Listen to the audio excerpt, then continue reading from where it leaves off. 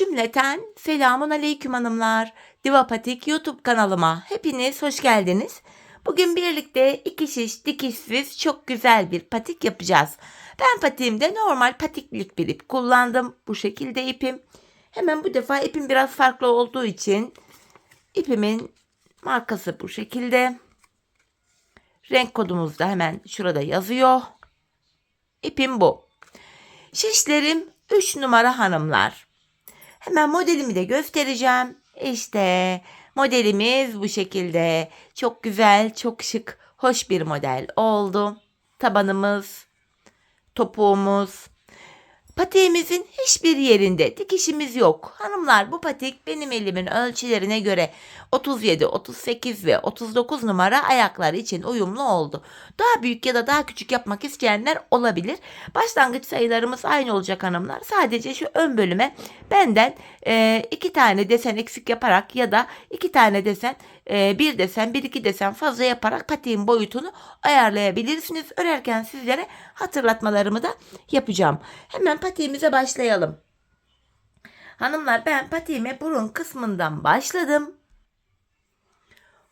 13 ilmek olarak şöyle ipimin ucunda küçük bir miktar ip bıraktım. 13 ilmek atıyorum. 1, 2, 3, 4, 5, 6, 7, 8, 9, 10, 11, 12 ve bir ilmek daha attım. 13. Hemen şu kenarımıza bir düğüm atacağım. Geri dönüyorum hanımlar. Arka yüzdeyiz ilk sırada. Kenar ilmeğimi aldıktan sonra ilmeklerimi ters olarak örüyorum.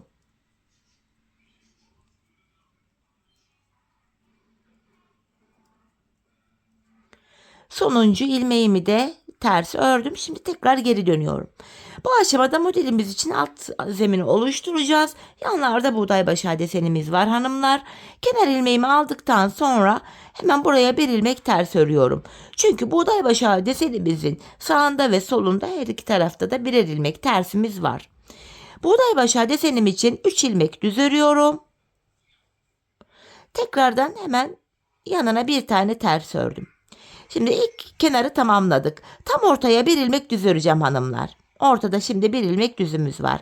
Diğer taraftaki buğday başağına geçiyoruz. Bir ters örüyorum. Buğday başağım için 3 ilmek düz örüyorum. Tekrar bir ilmek yanına ters ördüm ve kenar ilmeğimi düz örüp sıramı tamamladım.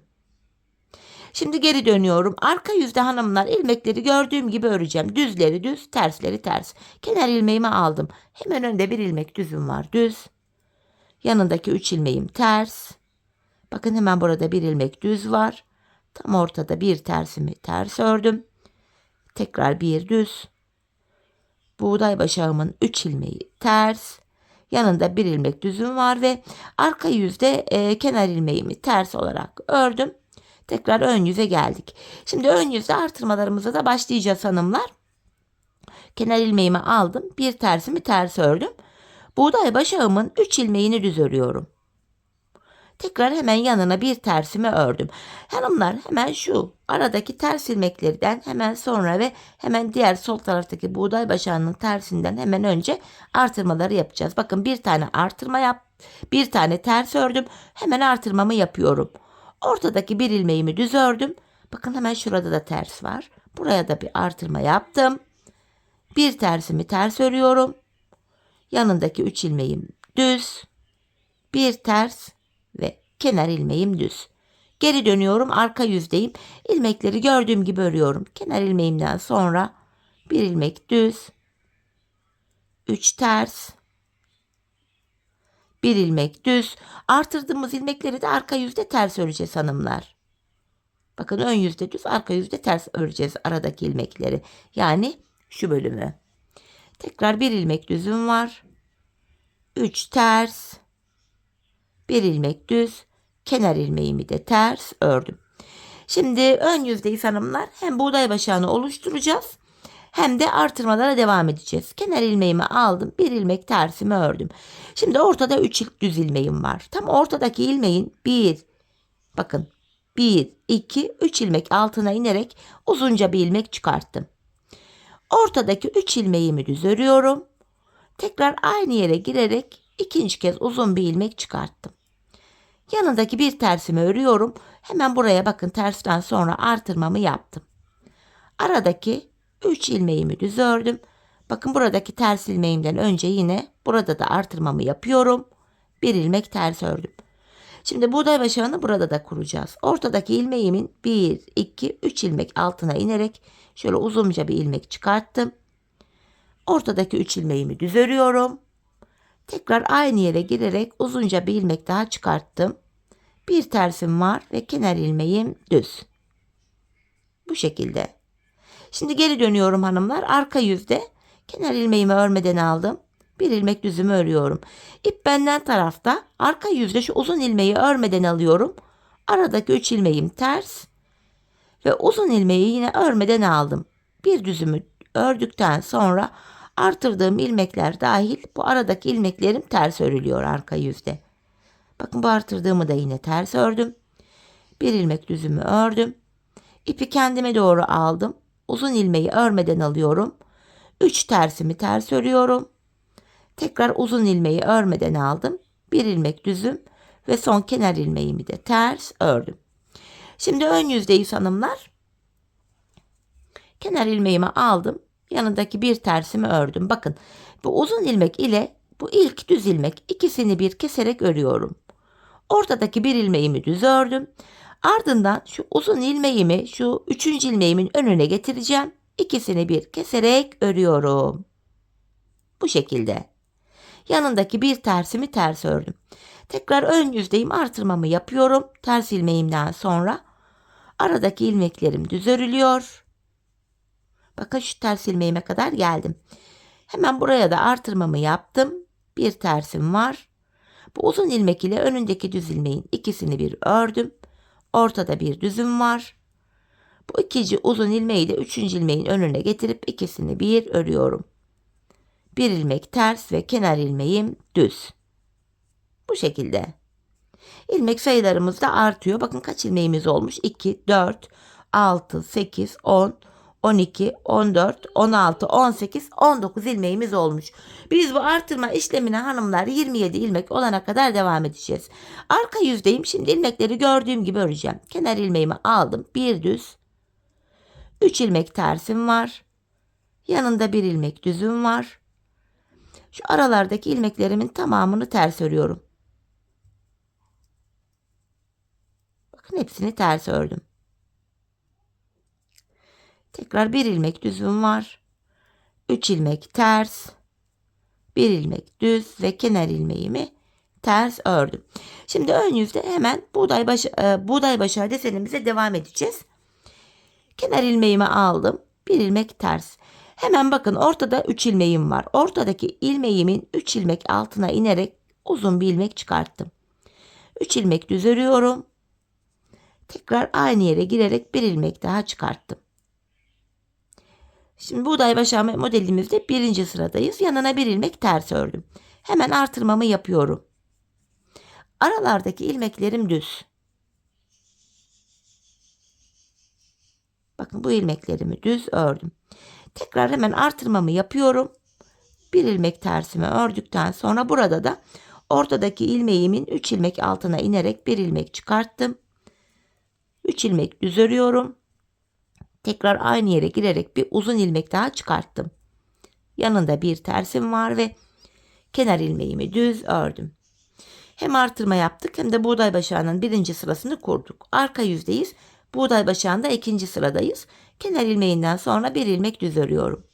İp benden tarafta, uzun ilmeğimi örmüyorum. Aradaki 3 ilmeğim ters. Tekrar uzun ilmeğimi örmedim. Bir ilmek düz örüyorum. Artırdığımız ilmekler dahil bu aradaki ilmeklerim ters örülüyor.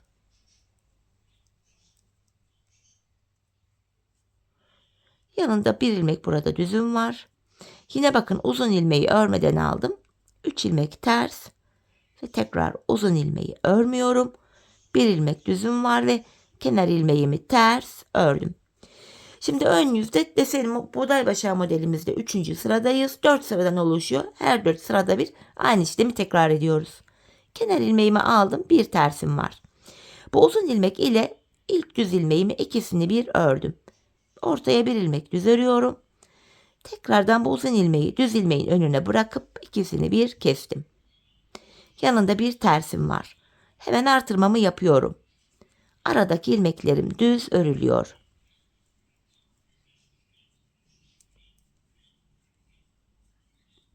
Tekrar buraya da bir artırma yaptım. Bir ilmek tersimi ördüm. Yine bu uzun ilmek ile ilk düz ilmeğin ikisini bir ördüm. Ortadaki bir ilmeğimi örüyorum.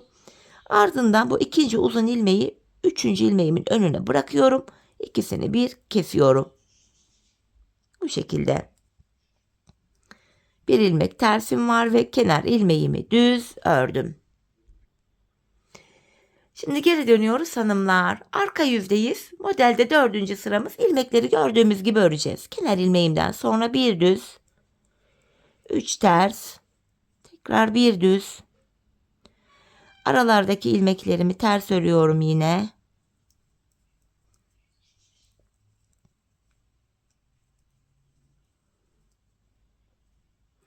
Tekrar bir ilmek düzüm var. 3 ilmek ters, bir düz ve kenar ilmeğimi arka yüzde ters ördüm. Şimdi ön yüzdeyiz hanımlar. Tekrardan 4 sıradan oluşan buğday modelini yapmaya devam edeceğiz. Artırmalar da devam edecek 27 ilmek olana kadar. Kenar ilmeğimi aldıktan sonra bir ters örüyorum. Şimdi modelde yine 1. sıradayız. Ortadaki ilmeğimin 3 ilmek altına inerek ilmek çıkarttım. 3 düz örüyorum. Tekrar aynı yere girerek uzunca bir ilmek çıkarttım. Burada bir tersimi ters ördüm. Hemen artırmamı yapıyorum hanımlar. Aradaki ilmeklerimi düz örüyorum.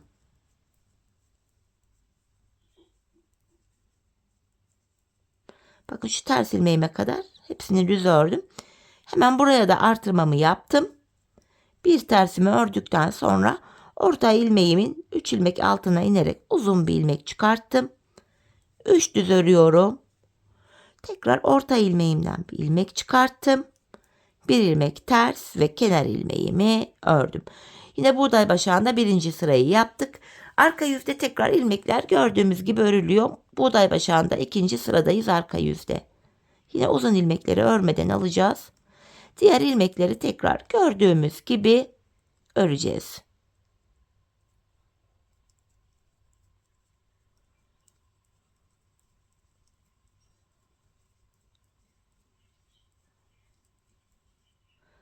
Artırdığım ilmeğimi de yine ters örüyorum.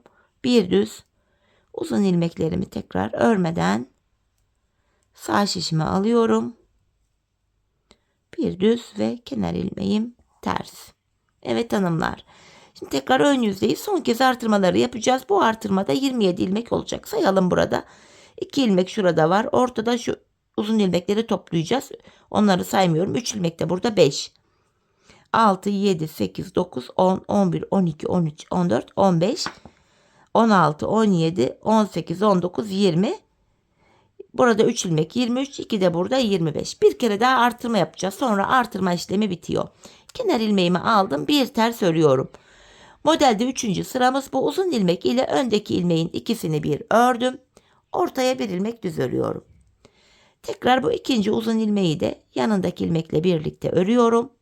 Yanında bir tersim var. Son kez buraya artırmamı yaptım. Aradaki ilmeklerimi düz öreceğim.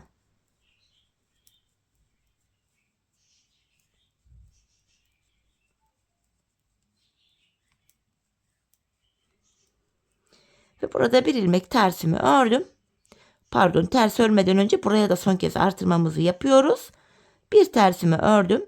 Bu uzun ilmek ile önündeki ilmeğim ikisini bir örüyorum. Bir ilmek düz ördüm. Tekrar bu ikinci uzun ilmeği de üçüncü ilmeğin önüne getirip ikisini bir örüyorum. Bir tersim var ve kenar ilmeğim düz. Artık 27 ilmeğimiz oldu. Artırma yapmayacağız. 27 ilmek ile öreceğiz hanımlar. Şimdi tekrar arka yüzdeyim. İlmeklerimi gördüğüm gibi örüyorum. Düzleri düz, tersleri ters. Buğday başağı modelimizin 4. ve sonuncu sırası oluyor. Ön yüzde tekrar bir diğer buğday başağı desenimize başlayacağız.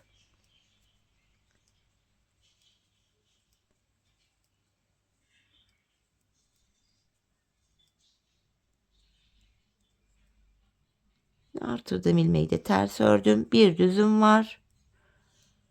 3 ilmek ters, bir düz ve kenar ilmeğim. Evet hanımlar, şimdi ön yüzdeyiz.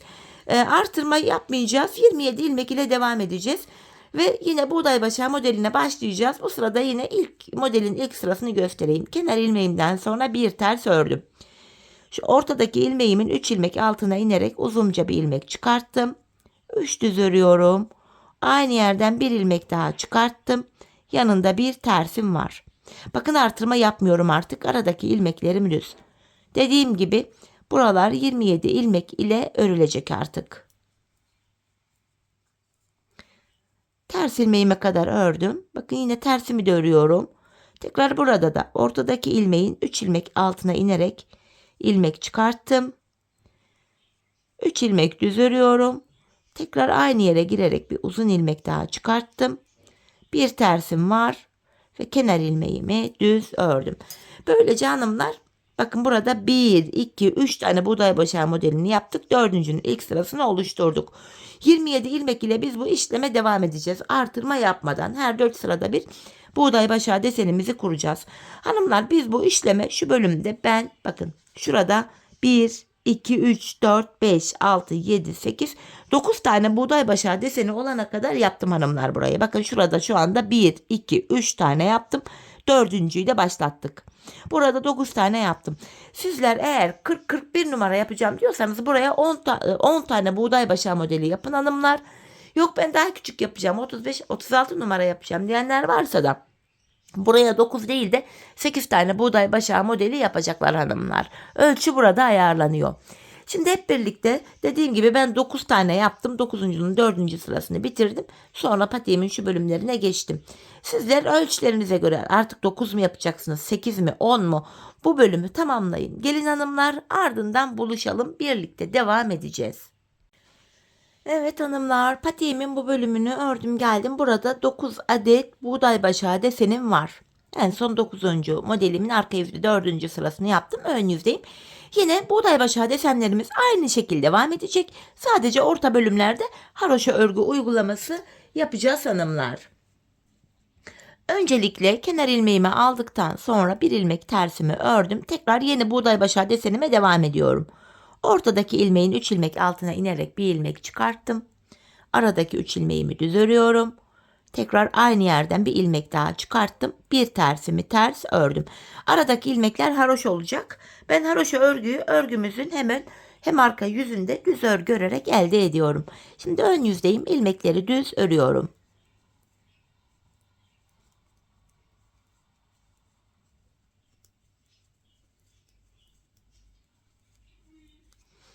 Hemen şuradaki bir ilmek tersimi yine ters ördüm.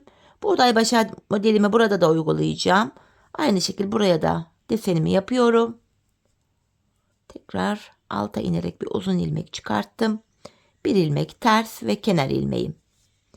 Şimdi geri dönüyorum, arka yüzdeyim. Kenar ilmeğimi aldıktan sonra bir ilmek düzüm var. Uzun ilmekleri örmeden alıyorum. Aradaki 3 ilmeğim ters. Hemen bir düzümü düz ördüm. Bu defa aradaki ilmeklerimi de düz, yani haroşa örüyorum. Böylece bir diş haroşa elde ediyoruz. Bakın ön yüzde bir diş haroşamız oluşuyor böyle. Hem ön hem arka yüzde ilmekleri düz örünce bir diş haroşa oluyor. Tekrar buradaki bir düzümü düz ördüm. Uzun ilmeklerimi örmeden alıyorum.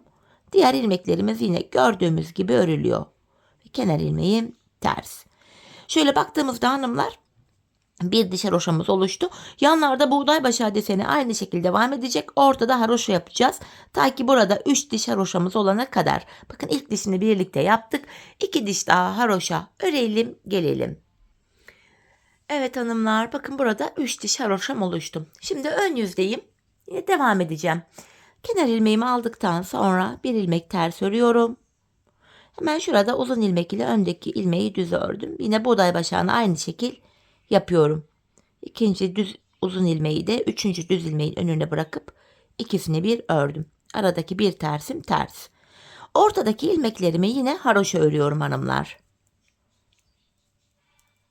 Bunlar yine düz, yani haroşa örülüyor. Bakın kenardaki bir tersimi yine ters ördüm. Buğday başağı modelimi burada da aynı şekilde yapıyorum. Şöyle bir ters ve kenar ilmeğimi düz ördüm. Şimdi arka yüze geçtim. Arka yüzde kesimlerimiz başlayacak hanımlar.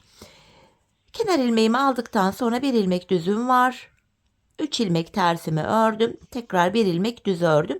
Kenarda bakın 3, 6 ilmek oldu. Aradaki haroşaları yine haroşa örüyorum. Bakın şu 7. ilmeğim. 8, 9, 10. Kenara toplam 10 adet ilmeği gördüğümüz gibi ördük. Şimdi ortada kesimler yapacağım. 7 ilmek keseceğim hanımlar. İkişer ikişer toplayarak. Şu birinci kesimim. Şu ikinci kesimim. 3, 4, 5, 6, 7 ilmek kestim. 10 ilmek ördüm, 7 kestim. Bakın burada da 10 ilmeğimiz kaldı. 2, 4, 6, 8, 10. Şimdi bu 10 ilmeği öreceğim. Şu ilk ilmeği aldım. 2, 3, 4. Burada 4 haroşam var. Hemen yanında bir ilmek düzüm var. Bu 3 ilmeğimi ters örüyorum. Bir ilmek düzüm var ve kenar ilmeğimi ters ördüm. Şimdi geri döndüm hanımlar. Öncelikle bilek kesimini yaptık. Biz patiğimizin önce sağ kenarını yapacağız. Ardından sol kenarını. Bu sol taraftaki 10 ilmeğimiz şimdilik bekleyecek. Hem modele devam edeceğiz buğday başağına. Kenardan sonra bir ters ördüm. Tekrar bakın buğday başağı desenimi kuruyorum. 3 ilmek alta inerek bir ilmek çıkarttım. 3 düz örüyorum. Aynı yerden bir ilmek daha çıkarttım. Bir tersimi ters ördüm. 4 haroşamı düz örüyorum. Bu şekilde buralar haroşa devam ediyor. Şimdi geri döndüm. Kenar ilmeğimi aldım. Yine kenardaki haroşalarım düz örülüyor. Buğday başağımın yanındaki bir ilmeğimi de düz ördüm. Yine buğday başağının arka yüzde ikinci sırasını yapıyoruz. Uzun ilmekleri örmeden aldım. Bir düz ve kenar ilmeğim ters. Bu işlem hanımlar şurada 7 haroşa olana kadar devam edeceğiz. Burada bakın 1, 2, 3, 4, 5 diş haroşam var. Devam ediyorum. Kenar ilmeğini aldım. Bir tersim var. Şimdi bu uzun ilmek ile öndeki düz ilmeği topladım. Ortadaki bir ilmeği düz ördüm. İkinci uzun ilmeği de üçüncü düz ilmeğin önüne getirip ikisini bir örüyorum. Yanındaki bir tersimi ters ördüm. 4 haroşamı yine haroşa örüyorum. Tekrar geri döndüm. Arka yüzde yine 4 haroşamız haroşa, kenar ilmeği ile birlikte 4 ilmek. 1 ilmek düz, 3 ilmek ters, 1 düz ve kenar ilmeğim. Bakın burada 6 diş haroşamız oldu. Devam ediyorum. Yine buğday başağını kuracağım burada. 3 ilmek alttan 1 ilmek çıkartıyorum. Öndeki 3 ilmeğimi düz örüyorum. Şöyle 1, 2, 3. Alttan tekrar bir ilmek çıkarttım. Yanında bir tersim var. 4 ilmeğimi düz ördüm. Geri döndüm. Arka yüzdeyim. Yine gördüğüm gibi örüyorum arka yüzde ilmeklerimi. Hemen bir düzümü ördüm. Uzun ilmekleri örmeden alıyorum. Diğer ilmekler gördüğümüz gibi örülüyor. Bu şekilde. Şimdi hanımlar şurada 7 diş haroşamız oldu. Artık artırmaları yapacağız. Artırmaları bilek kenarından yapacağız hanımlar. Şöyle kenar ilmeğimi aldım. Bir tersim var. Buğday başağını yine aynı şekil kuruyorum. Bu şekilde modelime devam ediyorum. Bir ters. Şimdi son bir ilmek kalana kadar örüyorum. Burada hanımlar en son ördüğüm ilmeğin haroşa kısmına girerek buradan aldığım ilmeğimi düz ördüm. Sonuncu ilmeğimi de düz örüyorum. Geri döndüm. Burada bir artırma yaptık. 11 ilmeğimiz oldu. Bu artırdığımız ilmekler haroşa olarak çoğalıyor. Artık kenarda 5 ilmek haroşamız oldu. Bakın 5 ilmek haroşa. Kalan ilmekleri de gördüğüm gibi örüyorum yine. Buğday başağının ilmekleri. Tekrar geri döndüm. Ön yüzde artırmalar devam edecek. Kenar ilmeğimi aldım. Bir tersim var. Tekrar buğday başağı modelimi kuruyorum aynı şekilde. Birinci sırası modelimizin yine. Bir tersim var. Yine son bir ilmeğim kalana kadar örüyorum. En son ördüğüm ilmeğin haroşa kısmına girerek buradan aldığım ilmeği de düz ördüm. Sonuncu ilmeğimi de örüyorum. Böylece 12 ilmeğimiz oldu. Geri dönüyorum. Yine arka yüzde artırma yapmıyoruz. İlmekleri gördüğümüz gibi örüyoruz. Bu kenar kısımda böylece 6 ilmek haroşamız oldu. Yine buğday başağı modelinin kurulumunu devam ettiriyoruz arka yüzde de. Tekrar geri döndüm. Ön yüzdeyim. Kenar ilmeğimden sonra bir tersim var. Buğday başağımı yapıyorum yine. Hemen yanındaki bir tersimi ördüm. Tekrardan son bir ilmeğim kalana kadar örüyorum. En son ördüğüm ilmeğin haroşa kısmına girerek buradan aldığım ilmeği de ördüm. Sonuncu ilmeğim de düz örülüyor. 3, 6, 9, 12, 13 ilmek oldu. Biz bu işleme 14 ilmek olana kadar devam edeceğiz hanımlar. Sonra 14 ilmek olarak kenarımızı öreceğiz. Tekrar arka yüzde ilmekleri gördüğüm gibi ördüm. Ön yüzdeyim. Yine buğday başağı yapacağız bu sırada. Kenar ilmeğini aldım. Bir tersim var. Yeniden bir diğer buğday başağı desenimi oluşturuyorum. Bu şekilde bir ilmek tersimi ördüm. Son bir ilmeğim kalana kadar örüyorum. En son şuradan aynı şekilde artırmamı yapıp kenar ilmeğimi de ördüm hanımlar. Artık 14 ilmeğimiz oldu. Artırma yapmayacağız. 14 ilmek ile örmeye devam edeceğiz. Kenarımızda hanımlar 4-8 ilmek haroşamız var. Kalan ilmekler yine buğday başağı devam ediyor. Bu şekilde artık artırma yapmayacağız. Dediğim gibi 14 ilmek olarak öreceğiz. Ben bu patiğimin arka bölümünü yani şurayı ne kadar ördüm hemen onu da söyleyeyim hanımlar. Şurada 20 diş haroşam olana kadar şu baştan itibaren 1, 2, 3, 4, 5, 6, 7, 8, 9, 10 diş haroşamız oluşmuş burada. Burada 20 diş haroşam olana kadar patiğimin kenarını ördüm. Şimdi hep birlikte patiğimizin bu kenar bölümünü tamamlayalım, gelelim, ardından buluşalım. Evet hanımlar, bu bölümde 20 diş yani 20 sıra haroşam olana kadar ördüm geldim. Şimdi ön yüzdeyim. Artık sağ kenarı tamamladık. İlmeklerimi ikişer ikişer toplayarak gevşek bir şekilde kesiyorum.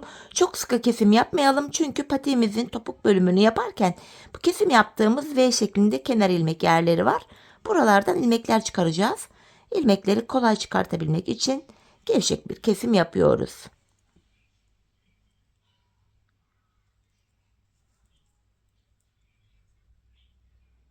Şöyle ilmekler de yarım yarım geldi. Bir sinir oldum şu an. Hemen düzeltelim. Tekrar keselim. Evet. Böylece patiğimizin sağ kenarı tamamlandı. Hemen şuraya şöyle 2 tane zincir atıyorum. Sık olsun kenarımız diye. Bu ipimi keseceğim artık buradan. Şöyle.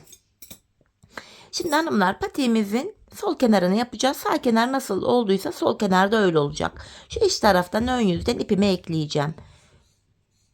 Kenardaki ilk 4 ilmeğimiz haroşa öreceğiz. Hemen ikinci ilmeğimi de ördükten sonra ipimin ucunu buraya düğümlüyorum. Şöyle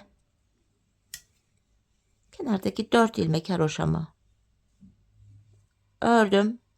Bir tersimi ters örüyorum. Yine buradaki buğday başağına da devam ediyoruz. Bakın yeni buğday başağımı artık kuruyorum buraya da. 3 ilmek düz ördüm. Tekrar 3 ilmek alttan bir ilmek daha çıkarttım. Şöyle bir ilmek ters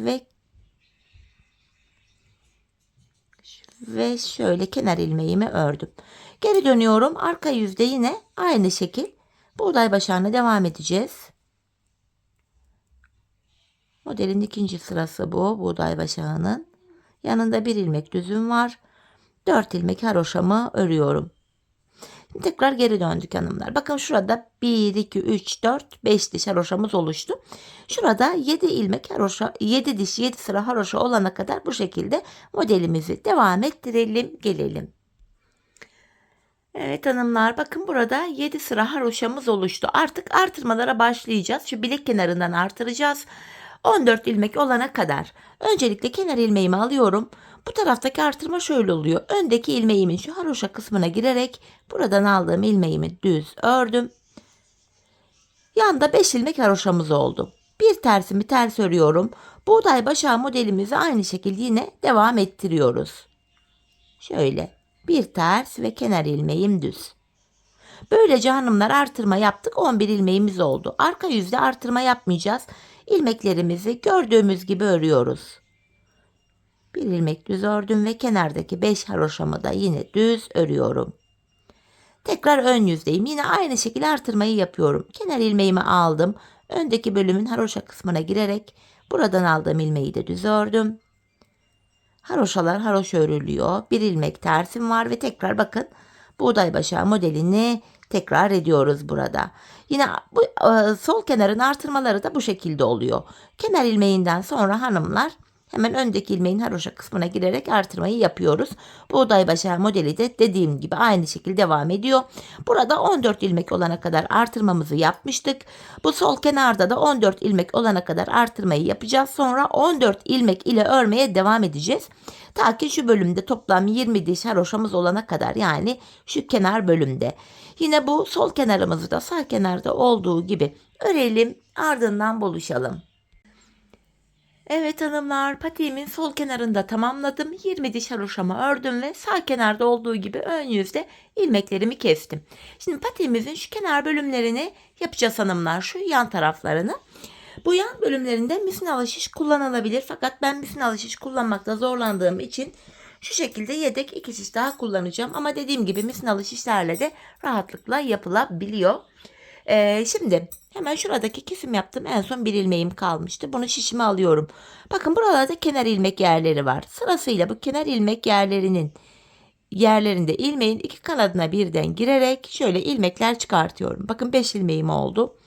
6, 7, 8, 9, 10. Bu şekilde ilmekler çıkartıyoruz. Ben bu şekilde şu burun kısmına kadar, başlangıç yerine kadar 40 adet ilmek çıkarttım. Sizler şu ön bölümde buğday başağı sayısını benden az yaptıysanız ilmek sayınız birkaç ilmek az olacaktır benden. Fazla yaptıysanız da ilmek sayınız birkaç ilmek fazla çıkacaktır. Şimdi ben dediğim gibi buruna kadar 40 ilmek çıkarttım. Buruna kadar ilmeklerimizi size anlattığım gibi çıkartalım, gelelim. Evet, kenarımızdan 40 adet ilmek çıkarttım. Geldik burun kısmına. Burun kısmına 13 ilmek olarak başlamıştık. 13 ilmek başladığımız yerden tekrar 13 ilmek çıkartıyoruz hanımlar. Bir diğer şişime ilmekler çıkartıyorum. Şu birinci ilmeğim. Burasını düğüm attığımız için biraz sıkı, şiş zor girdi. Tığımdan yardım alıyorum. Şu ikinci ilmeğim. Şu üçüncü ilmeğim. Hanımlar bakın, başlangıç yerlerine ilmeğin iki kanadına birden girerek ilmeklerimi çıkartıyorum. Şöyle 5 ilmeğim oldu. Şu başlangıç ipini de atlatarak gizleyelim. 6, 7. ilmeğim. Şu 8. ilmeğim. 9, 10, 11. Tekrar ipimi bir atlatayım. 12. Şu kenardan da bir ilmek çıkartıyorum. 13. Burun kısmından da 13 ilmek çıkarttık. Şimdi diğer kenara geçiyorum. Bir diğer şimle de diğer kenardan ilmekler çıkaracağım. Ben karşı tarafa 40 ilmek çıkartmıştım. Bu kenara da yine aynı sayıda 40 adet ilmek çıkartacağım hanımlar. Yine kenar ilmek yerlerine ilmeğin iki kanadına birden girerek ilmekler çıkartıyorum.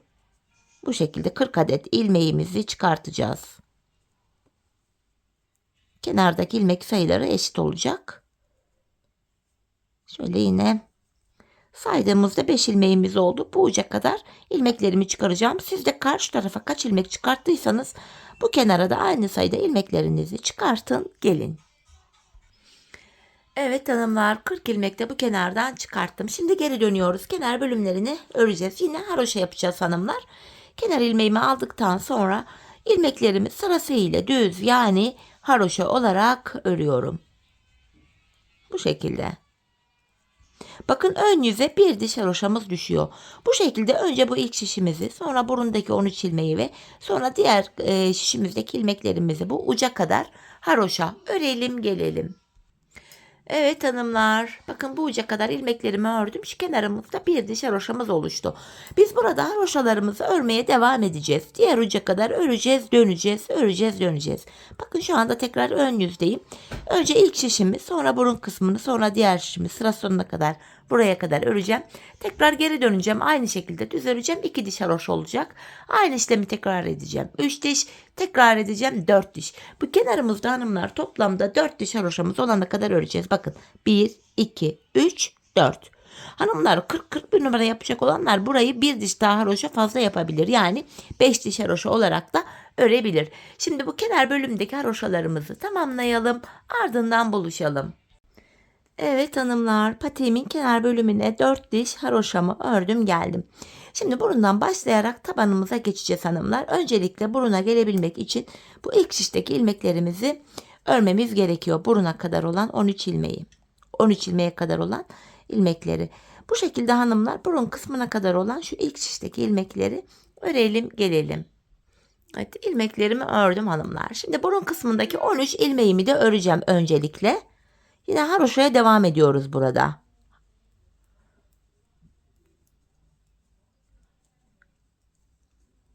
On üç ilmeğimi ördüm. Şimdi yan şişten bir ilmek örerek ortaya ekledim. Ortada 14 ilmek oldu.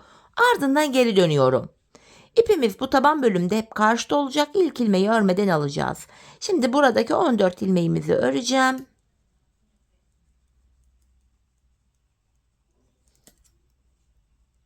14 ilmeğimi ördüm. Şimdi de bu kenardan bir ilmek örerek ortaya ekliyorum. Ortada 15 ilmek oldu. Hanımlar tabanımızı 15 ilmek olarak öreceğiz. 15 ilmek olarak yanlardan ilmek alarak kesimler yapacağız. Şimdi yine ipim karşıda, ilk ilmeğimi örmeden alıyorum.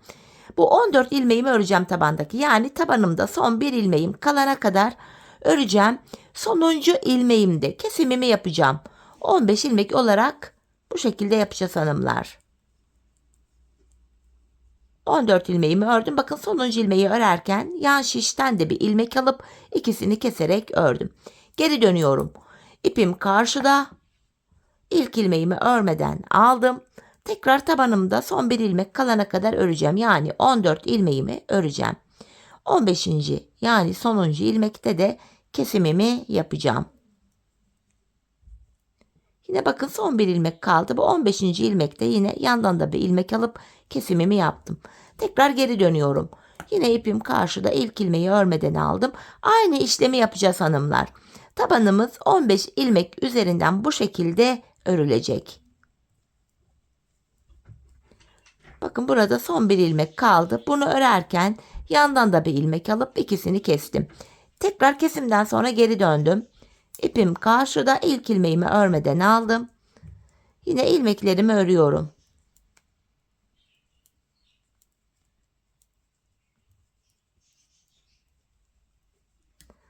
Bakın yine son bir ilmeğim kaldı. Bunu örerken yandan da bir ilmek alıp ikisini kestim. Tabanımız 15 ilmek üzerinden bu şekilde örülecek. Hanımlar, biz bu kesme işlemine sağ ve sol şişimizde yanlarda ikişer ilmek kalana kadar devam edeceğiz. Daha büyük 40-41 numara yapacak olanlar varsa da son ikişer ilmek kalana kadar değil de ilmeklerin tamamı bitene kadar örecekler. Ben son ikişer ilmek kalana kadar öreceğim. Bu şekilde tabanımızı örelim gelelim. Evet hanımlar, yanlarda ikişer ilmeğim kalana kadar tabanımı ördüm geldim. Şimdi tekrar kesimlere devam edeceğiz. Yine ipim karşıda, ilk ilmeğimi örmeden aldım. Tekrar ilk 14 ilmeğimi öreceğim. Yani tabanımda son bir ilmeğim kalana kadar. Bakın son bir ilmek kaldı. Yandan da bir ilmek alarak burada kesimimi yapıyorum. Bu kenarda son bir ilmeğimiz kaldı. Şimdi geri dönüyorum. İpim karşıda, ilk ilmeği örmeden aldım. Ve öndeki iki ilmeği tekrar keserek örüyorum. Burada tekrardan ekstra bir kesim yaptık. Şimdi yandaki iki ilmek hariç tabanımda son 3 ilmek kalana kadar ilmeklerimi öreceğim.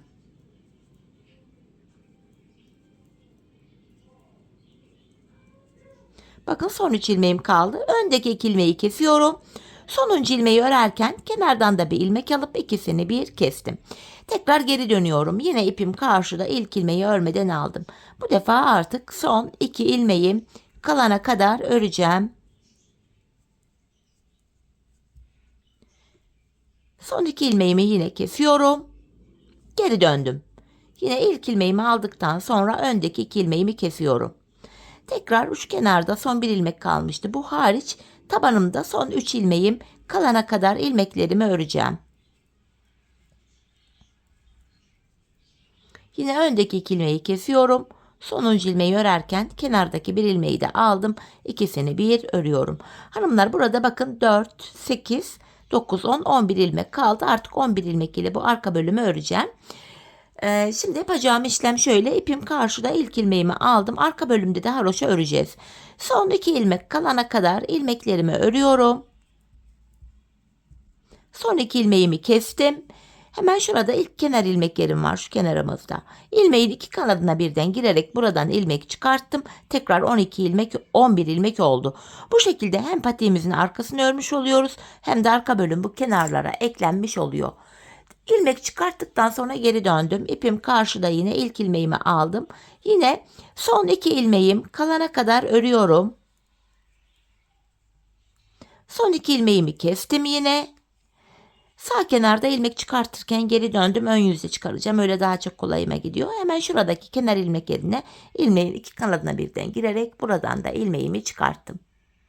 Patiğimizin arkası 11 ilmek ile bu şekilde örülüyor. Son 2 ilmek kalana kadar örüyoruz. Son 2 ilmeğimizi bakın şu şekilde kesiyoruz ve bir sonraki kenar ilmek yerine ilmeğin 2 kanadına birden batarak ilmek çıkarttık. Geri dönüyorum. Yine ipim karşıda, ilk ilmeğimi örmeden aldım. Son 2 ilmeğim kalana kadar örüyorum. Son 2 ilmeğimi kestim. Geri dönüyorum. Bir sonraki kenar ilmek yerinden ilmeğimi çıkarttım. Hanımlar, biz bu işleme şu uca gelene kadar, yani son kenar ilmek yerlerine gelene kadar devam edeceğiz. Patiğimizin arkasını tamamlayalım, gelelim. Evet hanımlar, patiğimizin topuk kısmını ördüm geldim. Artık buradaki ilmeklerimi keseceğim. Yine ikişer ikişer toplayarak ilmeklerimi kesiyorum. Patiğimizin bu örgü bölümünü böylece tamamlamış olduk hanımlar. 2 sıradan oluşan bir kenar tığlamamız var. Şimdi onun yapılışını da sizlere anlatacağım. Son bir ilmeğim kaldı, onu da kesiyorum. Bu aşamada hemen tığımı alacağım hanımlar. Burada tümsek bir görüntü oluşmasın diye şöyle dibine batarak burayı bir düzlüyorum öncelikle. Şöyle. Şimdi kenar tığlamamızı şöyle yapıyoruz. Kenar tığlamamızda ilk sıramız. İpimi tığıma doluyorum. Sıradaki kenar ilmek yerine ilmeğin 2 kanadına birden batarak ilmek çıkarttım. Tığımdaki 3 ilmeği topluyorum. Yani bu şekilde yapıyoruz. İpimizi tığımıza doluyoruz.